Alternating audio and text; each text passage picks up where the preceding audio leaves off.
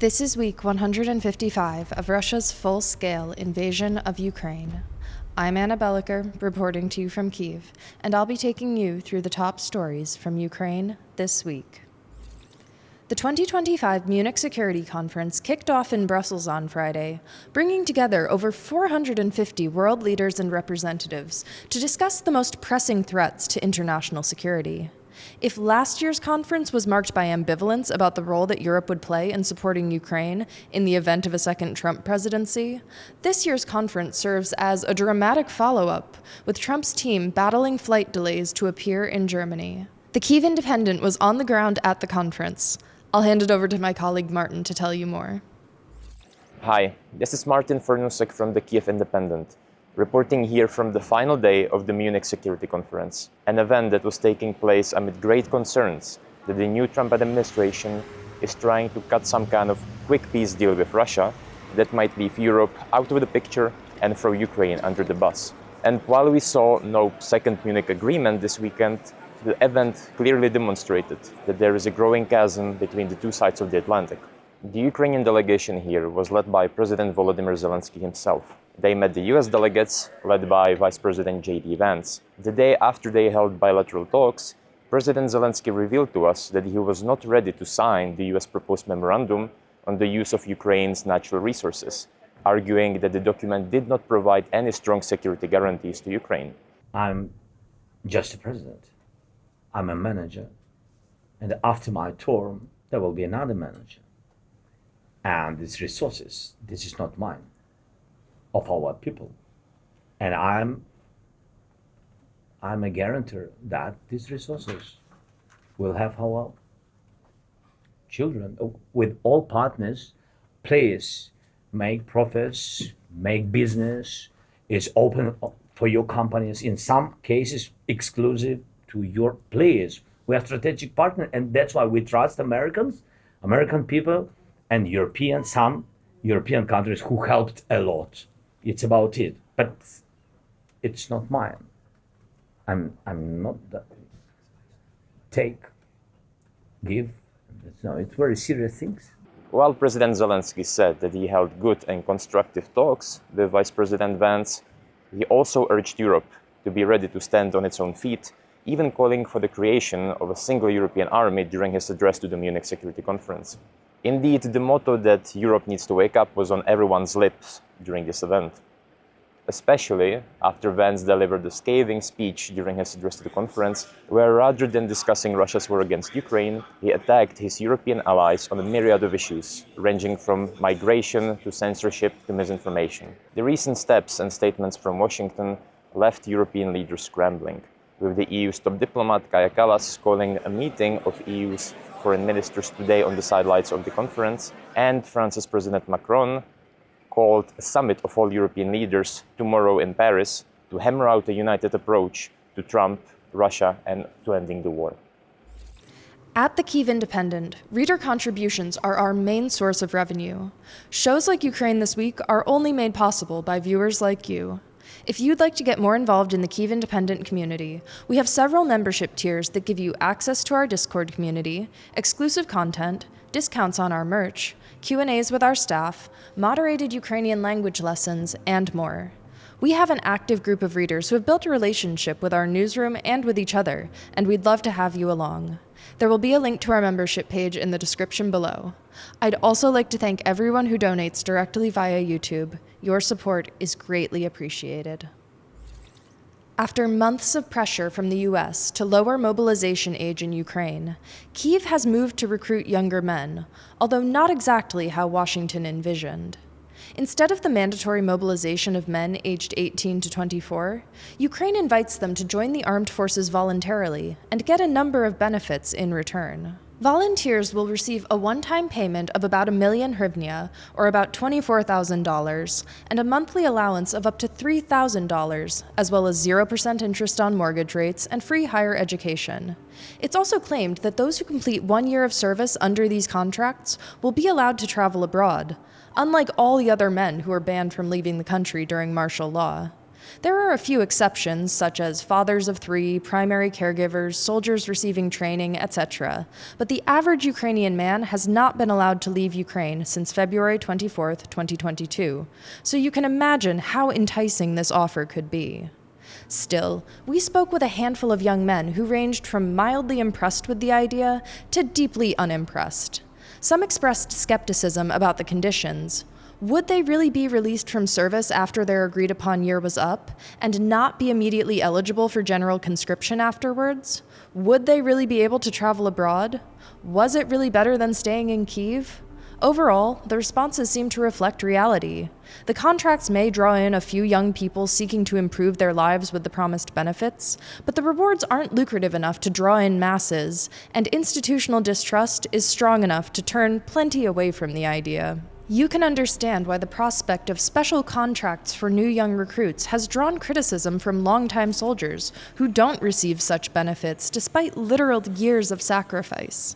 At present, Ukraine does not have nearly enough soldiers to reinforce its brigades and allow for rotation out, meaning that those who have been fighting for years are unable to rest and recover. Mobilization efforts thus far have been insufficient, with forced mobilization drawing controversy while failing to achieve its stated goals.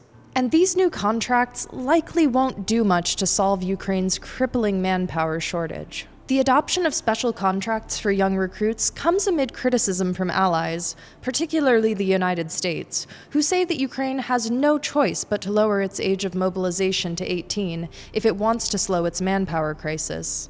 The age has already been lowered once since the start of the full-scale invasion, when last year it was brought down from 27 to 25. But further lowering the minimum to 18 would all but ensure a serious demographic crisis down the road that Ukraine certainly can't afford. That is to say, even in the best-case scenario in which these special contracts entice large swaths of young people to join the armed forces, it's at the expense of Ukraine's post-war future, a grim deal that allies seem unwilling to reckon with.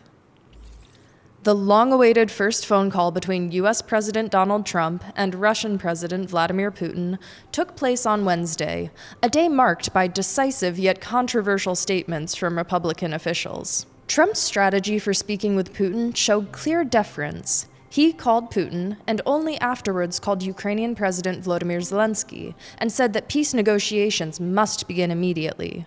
Zelensky expressed dismay in subsequent days that Trump had catered so heavily to Putin in the process of setting up the first call, but continues to assert that Kyiv is doing everything it can to maintain strong ties with the White House. Also on Wednesday, U.S. Defense Secretary Pete Hegseth addressed the Ukraine Defense Contact Group at NATO headquarters in Brussels and claimed that it is unrealistic to expect that Ukraine can restore its pre-2014 borders, as they were before Russia's invasion and illegal annexation of territory, a goal that Hegseth called illusory. Hegseth's comments were met with huge backlash. As one senator said, "I'd prefer it if we don't give away negotiating positions before we actually get started." Hegseth walked back the statements within a day, saying that it was a cheap shot to catastrophize his comments as ironclad concessions to Russia, and that he as defense secretary could not say for certain what Trump would or would not do in negotiations with Putin. We made a quick explainer breaking down everything that happened on Wednesday, including some reactionary comments from people here in Kyiv. There will be a link to that in the description below. Check it out. Also, if you're wondering if these steps towards peace talks translate to a calming situation here in Ukraine, I'd like to set the record straight. It's been noisy here in Kyiv, including a ballistic missile attack last Tuesday night that woke everyone up. On Wednesday night, several Russian drones exploded in Moldova during an attack on Ukraine. And on Thursday night, a Russian drone flew into the literal shell protecting one of the reactors of the Chernobyl nuclear power plant, damaging the shell but thankfully not causing a radiation leak. This is Masha Lavrova. I went to Chernobyl and here's what I saw there. Standing next to the new safe confinement, the massive structure designed to contain Reactor 4, the site of the worst nuclear disaster in history, I saw the wreckage of the Russian drone that struck it. According to officials, the drone flew at low altitude, avoiding detection. Сьогодні о першій ночі 59 хвилин атакою дрона типу «Шахед» було здійснено атаку на арку НБК Ми виконаємо обстеження, пошкодження обладнання, пошкодження самої арки, як внутрішньої, так і зовнішньої оболонки. Цей бар'єр на шляху розповсюдження радіоактивних речовин, він вже перестав виконувати свою функцію в тому проєктному вигляді, але для того, щоб мінімізувати ті наслідки, які зараз ви бачите всі разом, ми будемо робити все для цього в самі найближчі дні і часи. Є домовленість, що над об'єктами ядерної інфраструктури, значить, дрони не збиваються. Ukrainian officials are calling it an act of nuclear terror. It came as world leaders were gathering at Munich to discuss security, almost as Moscow wanted to remind them no matter what's being said, Russia's going to continue doing whatever they want. Despite speculations about peace talks, the war remains at risk of escalation. Whatever Trump and Putin talked about, it hasn't made Putin any more inclined to slow his assault on Ukraine. Radio Free Europe and Voice of America, two huge American-funded media outlets, are in Elon Musk's crosshairs as he continues his crusade to shrink the U.S. government. Responding to comments by U.S. Special Presidential Envoy for Special Missions Richard Grenell, Musk tweeted about Radio Free Europe. Yes, shut them down. Europe is free now, not counting stifling bureaucracy. Nobody listens to them anymore. It's just radical left crazy people talking to themselves while torching $1 billion a year of U.S. taxpayer money. RFERL broadcasts in 23 countries, primarily in the former Soviet Union and Middle East. Its content is written by local journalists in their native language and covers a wide range of topics, including politics, social issues, and culture. The organization specifically operates in regions where the government places partial or full censorship on its media, meaning that the US-funded reporting done via RFERL can be a local community's only source of media, not filtered through its own government. To the extent that a government-funded entity can do so, RFERL maintains editorial independence in its reporting and does not impose any agenda onto its local bureaus. And that widespread story that they're actually funded by the CIA? Maybe true once, but not since 1972. RFERL, along with Voice of America, are funded by Congress through the U.S. Agency for Global Media, USAGM, which is what Musk hopes to uniformly disband. In the interest of transparency, I actually used to work for RFERL, so I happen to know a bit about how far their reporting can go in places where there is no other source of reliable news. If you want a sense of where their interests lie, consider that their reporting is entirely banned in Russia, where it's been given the unfriendly foreign agents label common among those who stand up to the Kremlin. RFERL journalists have been harassed and imprisoned by the current governments of Russia and Belarus, including when dual Russian-American citizen and journalist with RFERL's Tatar-Bashkir service, Alsu Kurmasheva, was detained while visiting her family in Russia in 2023. She was imprisoned for failing to register as a so-called foreign agent. Kurmasheva was released as part of the big US-Russia prisoner swap on August 1st of last year.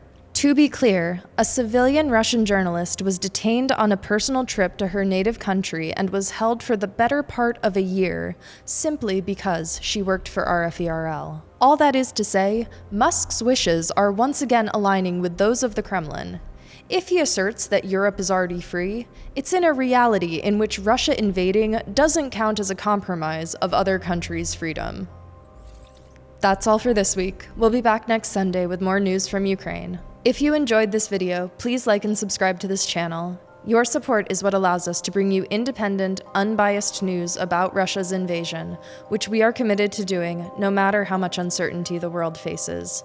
If you'd like to become a member of the Kyiv independent community, please visit the link in the description below. I'll see you next week.